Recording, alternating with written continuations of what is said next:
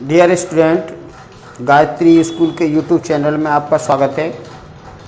आज हम आपको लास्ट इसके चैप्टर 16 के लास्ट क्वेश्चन बताने जा रहे हैं। 4 सभी क्वेश्चन डिफरेंट टाइप के हैं, अच्छी तरह से देख लो। और अब तक तो आपको इसके सारे फार्मूला याद हो चुके होंगे और कल नया चैप्टर स्टार्ट होगा। तो आज 16 के लास्ट जो क्वेश्चन है वो देखिए, ठीक है। तो इसमें हमने कल आपको बता दिए थे क्वेश्चन नंबर 11 तक। तो 12 क्वेश्चन देखिए। एक शंकु के आकार के बर्तन की त्रिज्या 10 और ऊंचाई 18 सेंटीमीटर है। एक शंकु के आकार के बर्तन की त्रिज्या 10 और ऊंचाई 18 पानी से पूरा भरा है। इसे 5 सेमी त्रिज्या के एक बेलनाकार बर्तन में उड़ेला जाता है। बेलनाकार बर्तन में पानी की ऊंचाई बताओ। देखो ऐसे देखिए, ये शंकु है, सपोज दैट ये शंकुआकार बर्तन है। इसकी त्रिज्या है हमारे पास 10, यहाँ से ये 10 है, और इसकी ऊंचाई है हमारे पास 18, ये 18 है। और इसमें ये पानी भरा है और इस पानी को एक बेलनाकार बर्तन में डाला जा रहा है।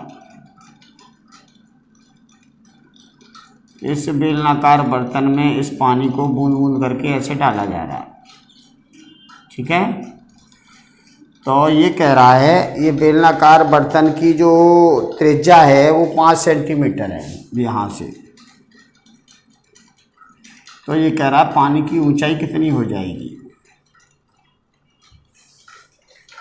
तो यहाँ पे देखिए, इस बेलनाकार बर्तन का जो आयतन है और ये शंकुआकार बर्तन के आयतन के बराबर रखेंगे बेलन में आए पानी का आयतन। बेलनाकार बर्तन में आए पानी का आयतन बराबर होगा शंकु का आयतन।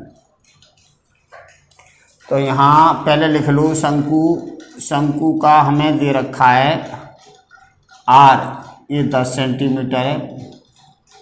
इसकी ऊंचाई जो है वो 18 सेंटीमीटर है।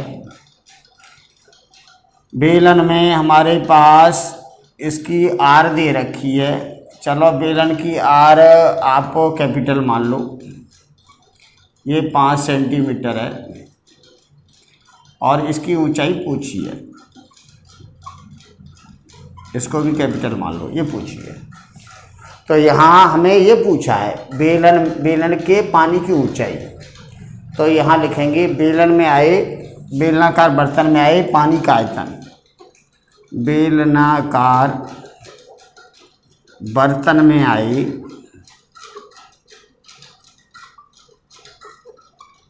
पानी का आयतन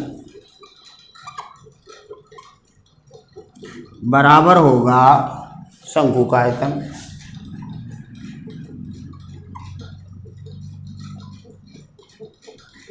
वो इसलिए होगा कि ये सारा पानी तो इधर आया है।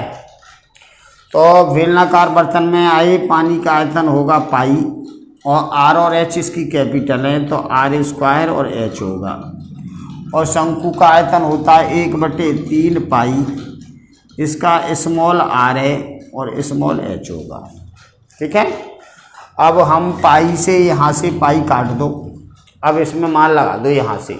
तो ये कैपिटल R है 5 × 5, और ये है h, और ये 1/3 r, स्मॉल r है 10, और h इसका है 18। तो 3 से काट दिया है, 3×6 18। तो कैपिटल H जो आएगा वो आएगा 10 × 6 इसका भाग लगा दो। तो 5 से ये 2 बार और 5 से ये 2 बार, तो यह है 6 दूनी 12 दूनी 24 सेंटीमीटर। तो 24 सेंटीमीटर क्या होगा, ये 24 सेंटीमीटर होगा इस बेलनाकार बर्तन में पानी की ऊंचाई। यही पूछा है। तो यहाँ लिख दो, अतः बेलनाकार बर्तन में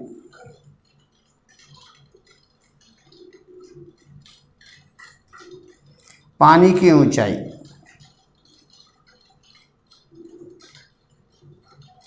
और ये आया कैपिटल एच। ठीक है, इस टाइप से ये क्वेश्चन करना है। ये क्वेश्चन नंबर है तुम्हारा इस एक्सरसाइज का क्वेश्चन नंबर 12वां क्वेश्चन ऐसे करना, देख लो अच्छी तरह से। वो ये कह रहा है एक शंकु का बर्तन है, शंकुआकार, इसमें पूरा पानी भरा है और इसकी त्रिज्या 10 है, ऊंचाई इसकी 18 और ये पानी सारा इस बेलनाकार बर्तन में इसमें डाला जाता है। इस बर्तन की जो त्रिज्या है वो हमारे पास है यहाँ से यहाँ तक 5, तो ये पानी की ऊंचाई बताओ। तो इसका आयतन बराबर इसका आयतन करके हमने एच निकाला है और ये कैपिटल एच है, ये ऐसे करना है। ठीक है, अब इसके बाद में क्वेश्चन नंबर, इसके आगे देखो, ये सारे क्वेश्चन इंपॉर्टेंट हैं। इसमें से एक क्वेश्चन तो बोर्ड एग्जाम में आता ही है इस एक्सरसाइज से, तो सारे क्वेश्चन अच्छी तरह से देख लो। और विभिन्न प्रकार के क्वेश्चन हैं और पीछे भी आप कर चुके हैं इस टाइप के क्वेश्चन, तो आप आराम से कर पाओगे। जिसको फॉर्मूला याद है वो कर पाएगा।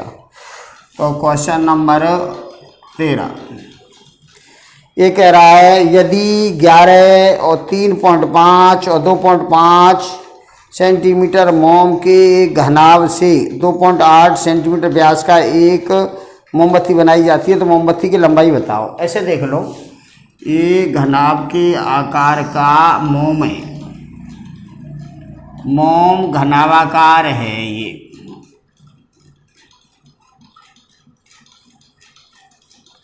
इस घनाभ की ये लंबाई दे रखी है 11 सेंटीमीटर और इसकी चौड़ाई है 3.5 और इसकी ऊंचाई है 2.5। इस मोम को पिघलाकर एक मोमबत्ती बना रहे हैं हम।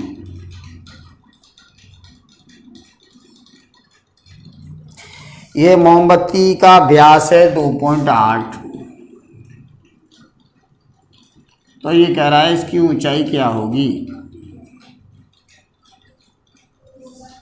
ठीक है, तो मोमबत्ती किसके आकार की है? मोमबत्ती बेलनाकार है और ये घनाभाकार है, तो ये मोमबत्ती बेलनाकार मोमबत्ती का आयतन बराबर इस घनाभाकार मोम का आयतन।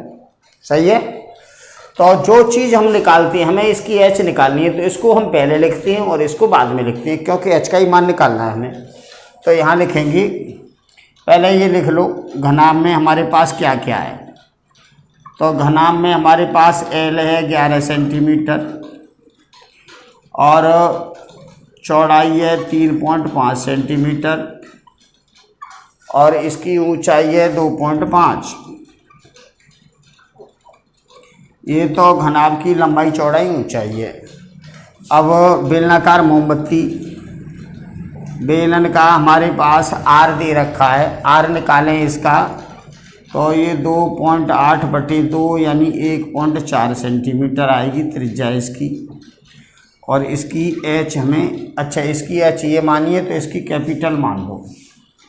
ठीक है, एक जैसी एच नहीं मानेंगे दोनों की, तो इसकी कैपिटल एच हमें निकालनी है।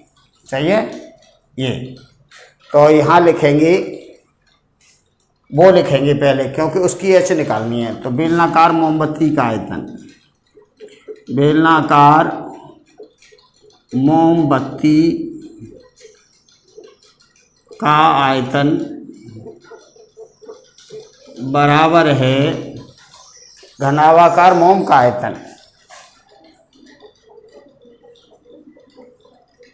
घनाभाकार मोम का आयतन, क्योंकि ये घनाभाकार मोम है ना, इससे ही ये मोमबत्ती बन रही है। तो ये जो ये मोम है, यही तो मोम इधर आया है। तो बेलन का आयतन होता है पाई, आर इसकी हमने स्मॉल ली है, एच कैपिटल लिया है। ये तो बेलन का आयतन हो गया। घनाभ का आयतन होता है लंबाई गुणा चौड़ाई गुणा ऊंचाई। अब इसमें यहाँ से मान लगाओ, तो पाई का मान होता है 22/7। बेलन की त्रिज्या हमारे पास ये है 1.4, दो बार लिखेंगे क्योंकि r² है और इसकी एच हमें निकालनी है। अब इसकी एल है हमारे पास 11 और ब्रीथ है 3.5 और ऊंचाई है 2.5। ठीक है, तो देखो पॉइंट हटाएं, मान लो ये, तो इधर भी 2 पॉइंट हैं और इधर भी 2 पॉइंट है। पॉइंट के बाद एक एक 2 डिजिट इधर भी है और इधर भी है, तो ऐसे ऐसे हटा दो या नीचे 100 का भाग लगा के और काट के हटा दो। तो आप ऐसे भी हटा सकती हो, इसको आप ऐसे लिख सकते हो डायरेक्ट। 14 14 2 हैं, पॉइंट के बाद 2 अंक ये हैं और इधर भी 2 अंक हैं, तो दोनों साइड बराबर है तो हटा सकते हो। आप इसमें क्या करोगे, इसमें 100 से गुणा करने पर, दोनों पक्षों में 100 से गुणा करोगे तो ये पॉइंट हट जाएंगे। तो आप ऐसे लिख सकते हो,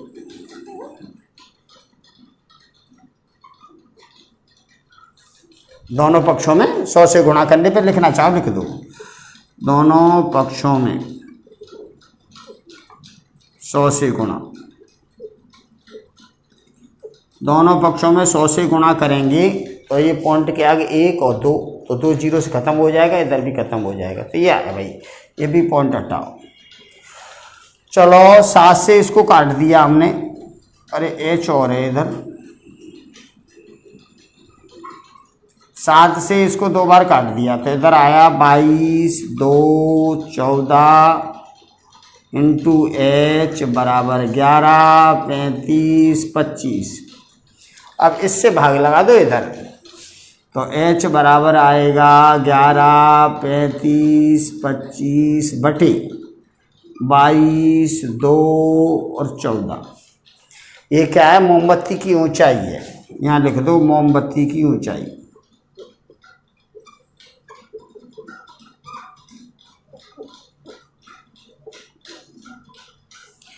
देख लो, समझ लो अच्छी तरह से। इस मोम से, ये घनावाकार टिक्की है मोम की, इससे हमने ये मोमबत्ती बनाई है, तो इसका आयतन बराबर रखा है, तो इसमें मान लगा के और एच निकाल लें, मोमबत्ती की ऊंचाई। अब काट लो, 11 से 2 बार कट जाएगा, 11 दूनी 22 और 7 दूनी 14 और 7 पंजे 35। ठीक है, अब नहीं कट रहा भाई कुछ, तो चलो यहाँ लिखो 25 पंजे 125, तो इधर आएगा और इधर 2 दूनी 4 दूनी 8 ही आया, तो 8 एकन 8, कितने बच्चे 4, 8 पंच 40, कितने 5, 8 छिंग 48, 2, 8 दूनी 16, 4, 8 पंच 40, तो इतने सेंटीमीटर मोमबत्ती की ऊंचाई होगी, 15.625। चलो इधर देखते हैं हम एक बार इसको, इसका आंसर क्या आ रहा है। 15.6 लिख रहा है, तो सही है, हमारा आंसर सही है ना। तो अभी एक लास्ट क्वेश्चन और है इस एक्सरसाइज का, ये और देख लीजिए आप। तो ये चैप्टर आपका आज ख़त्म हो जाएगा और कल हम नया चैप्टर 17वां चैप्टर स्टार्ट करेंगे। ठीक है, कोर्स धीमे धीमे समाप्ति की ओर जा रहा है आपका। देखो ये भी वेरी वेरी इम्पोर्टेंट क्वेश्चन है। क्वेश्चन क्या है, क्वेश्चन को पहले देखा करो। वो कह रहा है एक धातु के गोले का व्यास 6 सेंटीमीटर है। भाई ये गोला है, इसका व्यास, ये यहाँ से यहाँ तक की दूरी 6 सेंटीमीटर है। ठीक है, गोले को पिघलाकर एक समान वृत्तीय अनुप्रस्थकार परिच्छेद वाला तार बनाया जाता है। तो देखो इस गोले को पिघलाकर एक तार बना रहे हैं, ये हमने तार बनाया है। ठीक है, इतना लंबा तार है सपोज दैट। तो ये कह रहा है तार की लंबाई 36 मीटर है, यहाँ से यहाँ तक तार की लंबाई है 36 मीटर। तो ये कह रहा तार की त्रिज्या बताओ, इसकी आर पूछी है। समझ आ गया। ये गोला एक 6 सेंटीमीटर व्यास का, इसको पिघलाकर और ये तार बना रहे हैं। पिघलाते हैं, जैसे मान लो चांदी का ही गोला हो, ये इसको पिघलाएंगे तो लिक्विड हो जाएगा, तरल पदार्थ बन जाएगा, और इस एक उसमें डाल के उसको और ये तार बनाते हैं। तो तार की लंबाई है 36 मीटर। तो ये कह रहा है इस तार की त्रिज्या क्या होगी। तो यहाँ लिखो भाई, गोला दे रखा है हमें, गोले की त्रिज्या दे रखी है हमें भाई 6/2 यानी 3 सेंटीमीटर। ये तो गोले की त्रिज्या दे रखी है। अब तार जो है बेलनाकार तार, ये तार है बेलनाकार तार है ना, इस तार की लंबाई दे रखी है 36 मीटर है। तो देखो इधर सेंटीमीटर, तो इसको भी सेंटीमीटर बनाओ भाई। तो 36 और 2 जीरो बढ़ा दो, क्योंकि 1 मीटर बराबर 100 सेंटीमीटर होता है। तो इतने सेंटीमीटर इस तार की लंबाई है। लंबाई यानी h मान लो, h और लंबाई एक ही बात है। ये लंबाई और h मीन्स हाइट ऐसे परपेंडिकुलर होती है और लंबाई ऐसे ये इतनी है। तो इसकी त्रिज्या पूछी है, ठीक है। तो अब यहाँ से देखिए, इस बेलनाकार तार का आयतन बराबर गोले का आयतन। तो यहाँ लिखेंगे बेलनाकार तार का आयतन बराबर गोले का आयतन।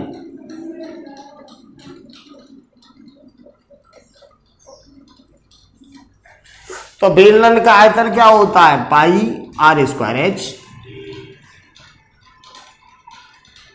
और गोले का आयतन होता है 4/3 पाई r³। इसकी r है ना कैपिटल है, इसकी स्मॉल है।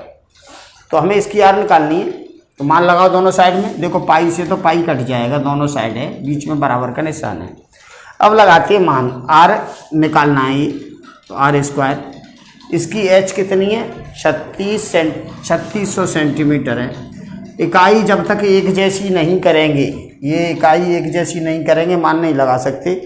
एक है मीटर, दूसरा सेंटीमीटर, गलत हो जाएगा। इसलिए इकाई पहले एक जैसी करोगे, सेंटीमीटर में कर लो दोनों या मीटर में कर लो दोनों, फिर उसके बाद मान लगाते हैं। तो यहाँ 4/3 और इसकी आ रहा है हमारे पास 3। तो 3 बार लिखा जाएगा। तो यहाँ से देखिए, ये 3 से 1 3 कट गया, तो यहाँ आया हमारे पास 4 3 3 और r²। आप 3600 का ऐसे भाग लगा दो नीचे।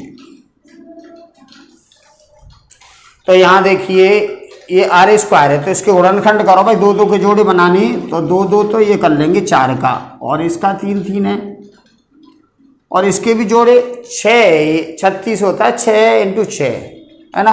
तो इसके गुणनखंड होंगे 2 2 और 3 3, 6 36 हो गया ना ये। और इसके 10 10 कर लो, 2 जीरो के। तो एक एक जोड़ा में से एक एक ले लो। तो ये आएगा भाई 2 × 3/2 × 3 × 10। तो देखिए यहाँ से ये कट जाएंगे, तो ये आएगा 1/10। 1/10 कितना होता है, 10 का भाग लगाएंगे तो 0.1 आएगा। 0.1 सेंटीमीटर किसकी त्रिज्या होगी, तार की त्रिज्या। तो लिख दो, अतः तार की त्रिज्या बराबर, तार की त्रिज्या और ये है, और ये है 0.1 सेंटीमीटर, ठीक है। तो ये इस टाइप से क्वेश्चन है। तो आपको ये मालूम होना चाहिए कि जब हम ये क्वेश्चन कर रहे हैं तो हमें फॉर्मूला याद होते हैं। ये आकृति कन्वर्ट कर रहे हैं तो फॉर्मूला याद होते हैं, इसीलिए हम ये क्वेश्चन कर पाते हैं। तो सबसे पहला काम आपका ये रहेगा कि आपको जब तक फॉर्मूला याद नहीं होते हैं, जब तक आप इस टाइप के क्वेश्चन नहीं कर पाओगे। इसीलिए पहले फॉर्मूला याद करोगे, फिर क्वेश्चन करोगे। अब मैं आपको 17वां चैप्टर के फॉर्मूला लिख के दे रहा हूँ, कल तक याद कर लेना। तो ये 17वां चैप्टर जो है घन घना बेलन शंकु गोला है, इसको हम बोलते हैं सांख्यिकी। सांख्यिकी बताएंगे अब आपको। केंद्रीय प्रवृत्ति की मापें, केंद्रीय प्रवृत्ति की मापें, ये ठीक है। ये चैप्टर 17 है। तो तो इसमें आपको क्या क्या करना है, चलो फॉर्मूला कल बता देंगे, पहले बता दे रहे हैं तुम्हें। एक तो माध्य वाला फॉर्मूला आएगा, माध्य है इसमें। दूसरा समानांतर माध्य या समानांतर माध्य, बात एक ही है, या औसत, तीनों का मतलब एक ही होता है। और ये एक है कल्पित माध्य से माध्य,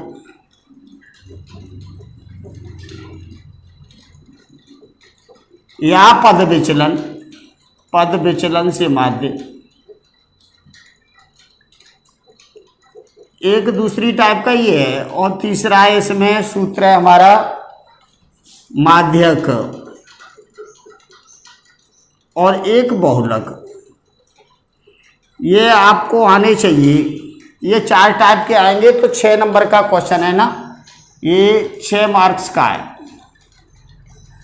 6 नंबर का लास्ट क्वेश्चन आता है, ठीक है। तो इसके फॉर्मूला कल हमें आपको बताना है, और फिर फॉर्मूला के बाद अलग अलग टाइप के क्वेश्चन बताएंगे, और आप अच्छी तरह से वो फॉर्मूला रिवाइज करके, और ये बहुत ईजी चैप्टर है, इस चैप्टर को हम पास कराने के लिए बच्चों को यूज करते हैं। और इसमें कुछ नहीं है, गुणा भाग जोड़ घटाओ है, ठीक है। तो इसको कल बताएंगे, आज के लिए इतना ही काफ़ी है। धन्यवाद।